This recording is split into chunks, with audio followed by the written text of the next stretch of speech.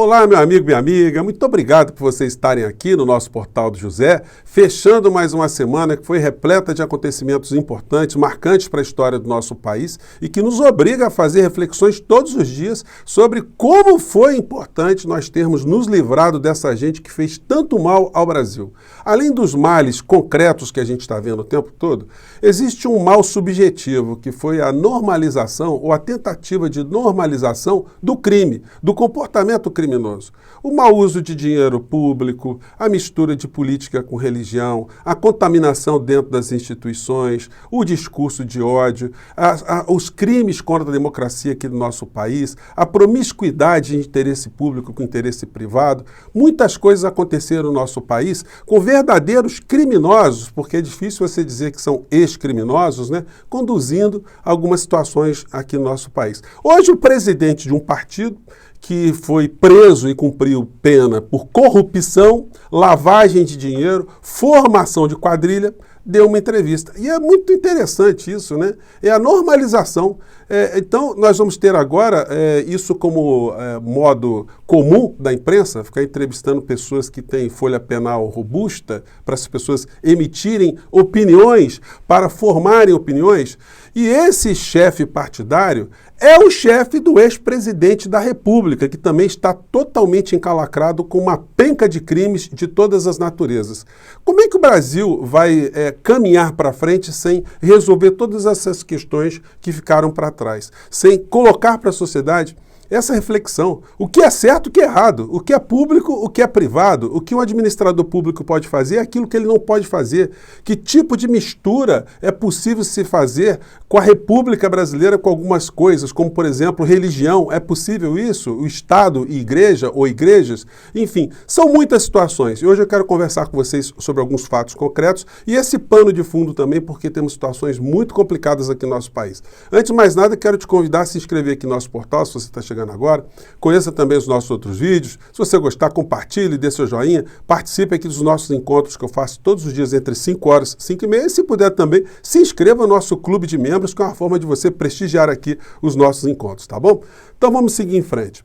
Gente, essa situação da normalização da criminalidade ou do crime, deixa algumas sequelas, né? Algumas situações, né? Hoje eu estou vendo aqui, nessa sexta-feira, na página do Sensacionalista, eles sempre fazem aqui uns sketches de humor, né?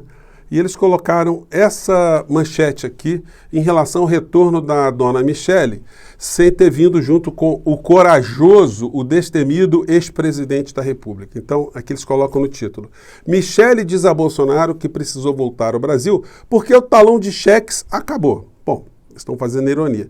Mas o que fica registrado? A foto dela, né? Uma pessoa pública retornando para o Brasil com ar nitidamente envergonhado, com bonezinho para se disfarçar, com a máscara, com a roupa que não era uma roupa usual que ela se apresentava o tempo todo, né?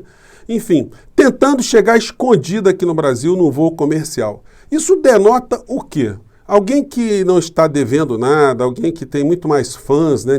Tem pessoas que apoiam do que as pessoas que não apoiam. Por que uma pessoa dessa chega assim camuflada, chega escondida? Ela sabe que ela está carregando ali muitas máculas, né? Além de uma série de empulhações que foram jogadas, uma dessas deformações que eu apontei aqui no começo do nosso papo aqui, né? Essa coisa de misturar política com religião. Essa senhora que durante a campanha eleitoral não saía de templo com a Damares, era de templo em templo, ela com o marido, ajoelhando para um lado, ajoelhando para o outro, chorando, fazendo profecias, simplesmente ela parou, né, de frequentar depois das eleições esse tipo de ambiente. E o marido, idem, aquele que diz defender a família, a pátria, a liberdade, enfim. Nesse furdúncio que eles tentaram também normalizar perante a opinião pública do nosso país, engabelando muitas pessoas. Bom, então, esse é o primeiro registro aqui que é muito importante fazer, né? Uma pessoa envergonhada. E aí, hoje todos os jornais estão repercutindo, também a entrevista daquele que, de criminoso, virou um líder partidário a ser ouvido de uma maneira geral, né? Então, de repente, um monte de matéria. Está aqui o Globo fazendo aqui uma entrevista com o senhor Valdemar. Eu poderia até chamá-lo, né, de Valdemar Beiramar, fazendo aqui uma uma rima, né, com outro cidadão que está cumprindo pena até hoje. E que está tendo uma nomenclatura interessante também na internet, eu vou falar com vocês do que se trata. Pois bem, mas aí a matéria diz, proposta de decreto golpista, isso tinha na casa de todo mundo. Então, normalizando, né, crime, querer destruir o Estado brasileiro, todo mundo tinha uma fórmula em casa, né? Apenas mais uma apareceu na casa do ex-ministro da Justiça e fiel escudeiro do presidente da República que queria dar um golpe. E nessa entrevista aqui, o Valdemar Costa Neto, como toda pessoa que teve uma vida dentro do crime, normaliza uma série de comportamentos criminosos. Então ele fala tranquilamente de uma situação criminosa, até sem ter a noção, né, porque os freios inibitórios foram embora, né, no meio de tanta impunidade que acabou beneficiando o atual, quer dizer, o ex-presidente e a sua trupe. Então ele acaba soltando coisas do tipo, vi que não tinha condições, né, de documentos que ele estava recebendo para fazer golpe. Vi que não tinha condições e o Bolsonaro não quis fazer nada fora da lei. Ué, como é que você planeja um golpe e o golpe não está fora da lei? A pressão em cima dele foi uma barbaridade. Como o pessoal acha que ele é muito valente, quer dizer, o pessoal acha que ele é valente, logo ele não é valente, né? O que a gente sempre disse aqui. Ele é meio alterado, meio louco, achava que ele podia dar o golpe. Ele não fez isso porque não viu maneira de fazer. Agora vão prendê-lo por causa disso? Não, seu Valdemar, vão prendê-lo por todos os crimes que ele cometeu, por essa normalização do crime aqui no nosso país. No mesmo jornal, tem uma dessas situações, né, de crime normalizado. Alguém pegar uma arma e sair perseguindo uma pessoa no meio da rua, a normalização da polícia colocar alguém dentro de um camburão e atirar bomba de gás lacrimogênio, de uma pessoa entrar no aniversário da outra e assassinar essa pessoa. Essa gente foi normalizando esse tipo de situação. A perseguição a opositores, o discurso cada vez mais virulento, a implementação de violência e de mentira e por aí vai. E aí a CNN também entrevistou o senhor Valdemar da Beira-Mar, onde ele diz uma coisa que eu separei aqui para vocês aqui, para a gente questionar, né? Enfim, já que deram espaço para alguém que veio do mundo do crime, que tem uma fatia de poder político nas suas mãos, vamos ver aqui o que ele disse. Vamos lá. Condenação de litigância por má-fé. Uma multa aí de 22 milhões. Isso. O senhor se arrepende dessa ação? O senhor pretende conversar com Alexandre de Moraes para liberar esses recursos? Pretendo. Eu não me arrependo de nada do que eu fiz na vida. Tem um monte de criminoso que diz isso também, né? Eu fiz um questionamento que nós tivemos uma dúvida com as urnas novas e com as urnas velhas. O criminoso, ele gosta de dourar a pílula também, né? O que ele fez foi uma tentativa de sabotar as nossas eleições, o resultado eleitoral e fomentar o discurso de quebra institucional com golpe de Estado. Foi isso que ele fez, mas agora, dourando a pílula, não, fizemos apenas um questionamento, né? Só matamos algumas pessoas, nós só eliminamos algumas pessoas. Vai naturalizando coisas que são muito graves. Não me arrependo do que eu fiz. Pretendo procurar o ministro Alexandre agora no início de fevereiro, que é quando volta a trabalhar o Tribunal Superior Eleitoral, e discutir com ele esse assunto. Vamos ver se o ministro Alexandre de Moraes vai ceder aos encantos de um ex-criminoso, se é que a gente pode dizer assim, né? Só para a gente recordar um pouco a figura do senhor Valdemar, tem uma pequena matéria aqui para a gente ver como é que algumas figuras saem do crime e conseguem uma reabilitação perante os veículos de comunicação. Vamos lá. O deputado federal Valdemar Costa Neto foi condenado no Supremo Tribunal Federal pelos crimes de corrupção passiva, formação de quadrilha e lavagem de dinheiro.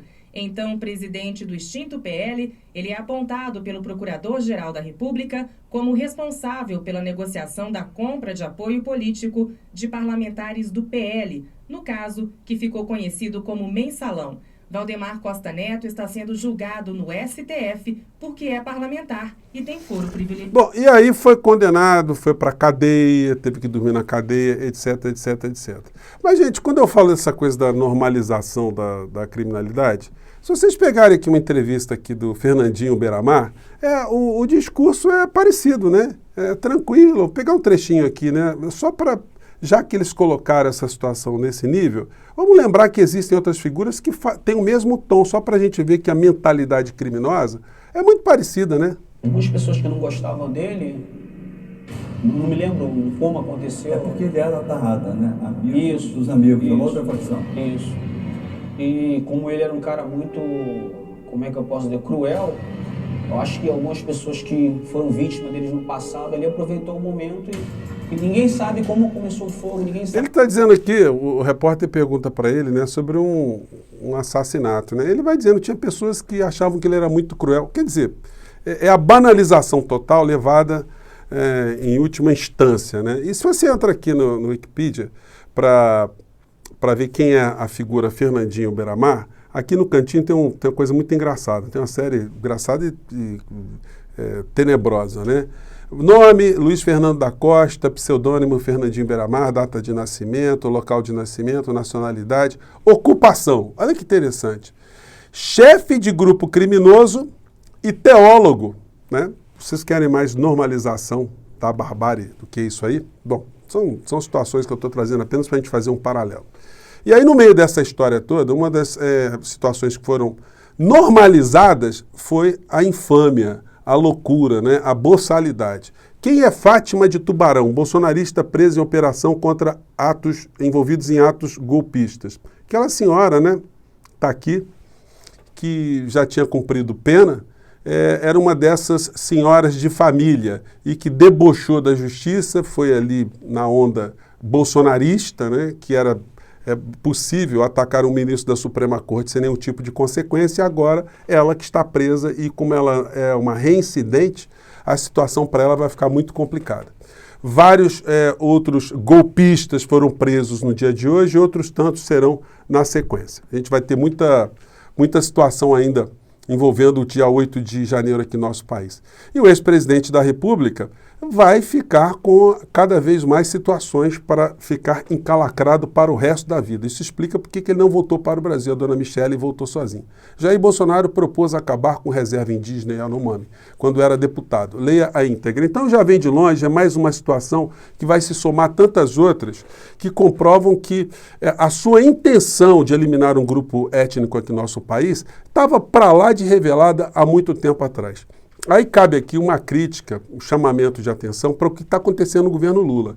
Hoje, faz 6 dias que o ministro de Direitos Humanos, o Silvio Almeida, postou um Twitter falando do que está acontecendo, né, com os Yanomamis. Só que é o seguinte, o ministro de Direitos Humanos, ele tem que estar presente nesse local, ele não pode ficar distante lá em Brasília fazendo despacho, não. É como acontece, às vezes, uma catástrofe, uma enchente, um terremoto, o governante vai lá, bota o colete, vai sobrevoando, conversa com as pessoas, dá uma palavra de consolo. O ministro de Direitos Humanos não pode ser um burocrata no momento mais grave que nós estamos vendo agora ser revelado contra os nossos indígenas aqui no nosso país. Porque, inclusive, da ação concreta, do que ele fizer, do que ele ajudar a mostrar nacionalmente e internacionalmente, vai repercutir nas sanções que o criminoso mor da nação é merecedor em função de tudo aquilo que fez. Então, é apenas mais uma situação.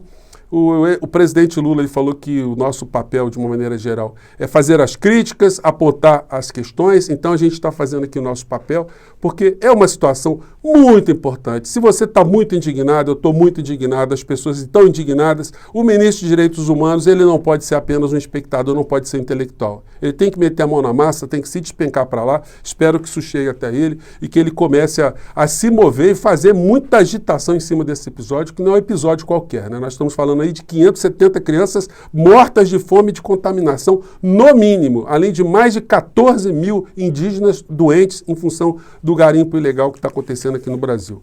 Bom, as matérias vão mostrando que eu tenho razão nisso que eu estou falando aqui com vocês.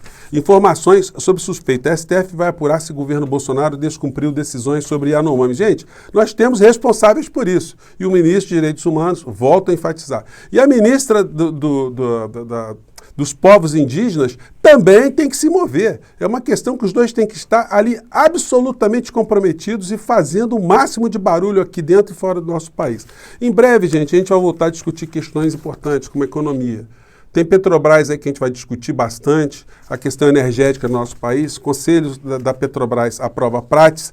Nós vamos ver aqui as promessas do presidente Lula em relação aos combustíveis, equiparação de preços internacionais. Existe uma série de enfrentamentos que vão surgir e certamente espaços como esses nossos aqui, o do Portal do José e tantos outros, serão fundamentais para levar esclarecimento, levar algumas críticas, enfim, para abordar essas temáticas todas. Hoje o Lula teve uma reunião com os governadores.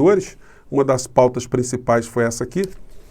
Estados vão pedir a Lula para repor perda de ICMS. Bom, isso é um abacaxi que o Bolsonaro e Paulo Guedes deixaram, né? Então agora o Lula vai ter que descascar esse abacaxi, mas com que dinheiro? E por isso vai ter que fazer muitos enfrentamentos, uma reforma tributária, e esses assuntos serão pautas nossas aqui, com certeza, nos próximas semanas e meses. Gente, eu vou ficando por aqui. Mais uma vez, um grande abraço. A gente volta amanhã, tá bom? Tchau!